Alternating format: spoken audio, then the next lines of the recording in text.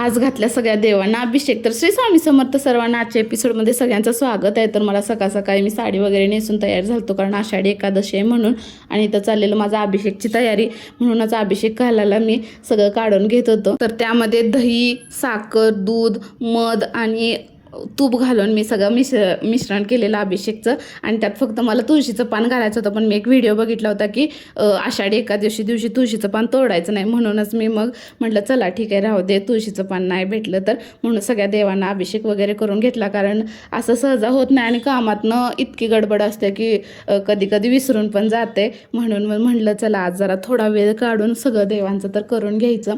आणि तसाच आणि ज्या दिवशी देवाची मनापासून पूजा करेल त्या दिवशी दिवस पण इतका छान जातो ना, खरंच खूप छान जातो। इथं स्वामींना पण घातलेला अभिषेक मी, आणि देवपूजा केल्यानंतर देवारा इतका छान दिसत होता ना, मला तर बघून हेच झालं। परत आलो उंबऱ्याकडे, उंबरा पण मला पूजन करायचं होता, तर उंबरा पूजन वगैरे करून घेतलं। आणि कसं वाटतं ब्लॉग प्लीज फॉलो वगैरे करा। तर आजच्यासाठी एवढंच, बाय बाय।